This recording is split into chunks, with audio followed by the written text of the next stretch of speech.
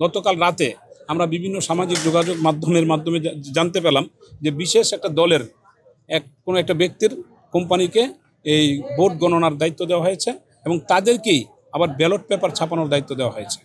তার সম্পর্কে আমরা খোঁজ নিয়ে দেখি সে জামাতে ইসলামের কোনো এক সময় 2014 সাল পর্যন্ত সে জামাতে ইসলামের অনেক দায়িত্বে ছিলেন এবং তার পোস্ট, ফেসবুক পোস্ট, তার বাড়ির ঠিকানা এগুলো আমরা গোয়েন্দার মাধ্যমে সংগ্রহ করে দেখতে পেরেছি। তারপরে আমরা এই অভিযোগগুলো সহ আমরা যখন নির্বাচন কমিশনের সাথে যোগাযোগ করি, কিছু শিক্ষক এবং শিক্ষার্থী এসে যোগাযোগ করি, তখন এই অভিযোগগুলো নিয়ে আলোচনা করার পর তারা বললেন যে হ্যাঁ ঠিক আছে, তাহলে এই কোম্পানির মাধ্যমে যদি আমরা ভোট গণনা করি তাহলে এটা জাতির কাছে প্রশ্নবিদ্ধ হবে।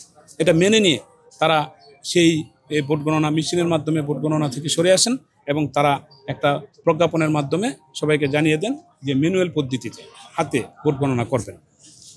অর্থাৎ এটা প্রতীয়মান হয়েছে তাদের কাছেই যে যেই পদ্ধতিতে এই ভোট গণনার মেশিন সংগ্রহ করা হয়েছে, যে পদ্ধতিতে তাদেরকে ব্যালট পেপার ছাপানোর দায়িত্ব দেওয়া হয়েছে, সে প্রক্রিয়াটা আসলে যথাযথ প্রক্রিয়া হয়নি। এবং যে ব্যক্তিকে দায়িত্বটা দেওয়া হয়েছে, আমাদের কিছু সাংবাদিক তাকে প্রশ্ন করেছিল ওই ব্যক্তিকে যে আপনার কোন প্রেস থেকে আপনারা এটা ছাপিয়েছেন, এত কনফিডেন্সিয়াল, এত আলোচিত সমালোচিত একটা জাকসু নির্বাচনের ব্যালট পেপার আপনি কোন প্রেস থেকে ছাপিয়েছেন? উনি কোনো সদুত্তর দিতে পারেননি। অর্থাৎ এটাও বুঝিয়েছেন যে উনি আসলে ওনার নিজস্ব কোনো প্রেস থেকে ছাপাননি, উনি আরেকটা সাব কন্ট্রাক্টের মাধ্যমে আরেকটা প্রেস থেকে ছাপিয়েছেন। তাহলে আপনারা চিন্তা করে দেখেন যে আজকে সারা দেশবাসী যে নির্বাচনের দিকে তাকিয়ে আছে, সেই নির্বাচনের ব্যালট পেপার রাস্তার কোনো একটা কোম্পানি বা প্রেস থেকে ছাপিয়ে আনা হয়েছে।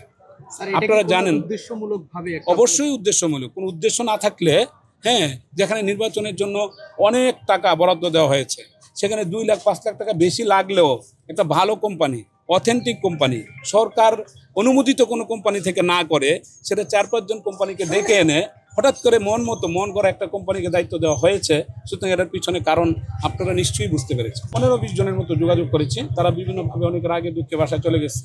তারা হয়তো আমরা 4-3 জন আমরা এখানে মিডিয়ার সাথে কথা বলি। এটা জাতি বিচার করবে, আপনারা বিচার করবেন।